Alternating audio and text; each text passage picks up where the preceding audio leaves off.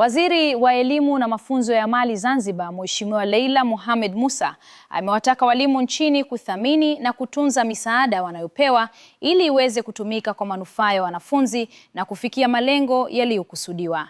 Ameyasema hayo wakati wa kupokea msaada uliotolewa na Ubalozi wa Jamhuri ya Kidemokrasia ya Watu wa Algeria kwa ajili ya kuisaidia Wizara ya Elimu na Mafunzo ya Amali.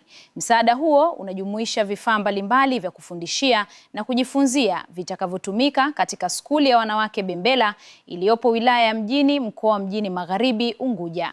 Mheshimiwa Leila amesema technology is the center of our curriculum reform, so provided us with digital devices like laptop, computers and interactive classroom, you add the value to the effort taken by our government to make sure that our students are learning in digital era and not in analog era. Thank you very much. We really appreciate. And the material concerning hostel, concerning vocational skill like sewing material that you have provided to us, and all material we promised you. We have received them with clear hearts, and we commit ourselves. We are going to use them accordingly as your plan, as your proposal, and we are going to make sure that we preserve them and we protect them so can be used for many, many years in our school. At least it will be a sign of showing appreciation to our effort. Waziri Leila amewataka walimu hao kuweza kutunza vifaa hivyo kama shukrani ili inapotokea wafadhili kuja tena wavikute vipo salama na kuwapa matumaini makubwa.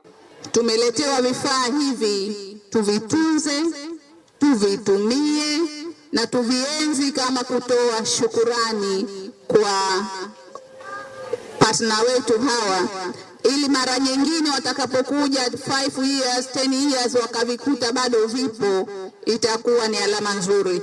And I want you to promise one thing.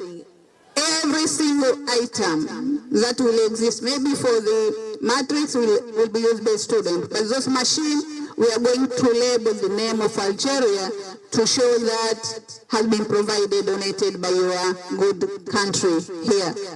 Kwa hiyo niwaombe walimu vitu hivi tuvilebo kabisa, tuvifanyie registry na vionekane, ili hata miaka na miaka vitaendelea kubakia hapa kama lilivyobakia jengo hili lenye historia kubwa na ambalo limebeba jina la kiongozi wao, na hivi pia tuvitunze kwa kuandika, kuonyesha kuwa wao ndio ambao wamedonate.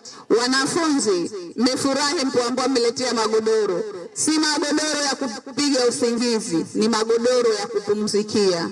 Mmesoma, mnachoka kidogo, mnapumzika, mnarudi na msosi, mnaongeza spidi baada ya kupumzika kwenye magodoro. Isije ikatokea mmeletewa magodoro zane kama mnashindana kulala. Hapana, lazima mshindane nini? Kusoma, ili kama ambavyo kiongozi wenu amesema vifaa hivi vitaongeza ari kwenu ya kuongeza ufaulu utokee kwenu.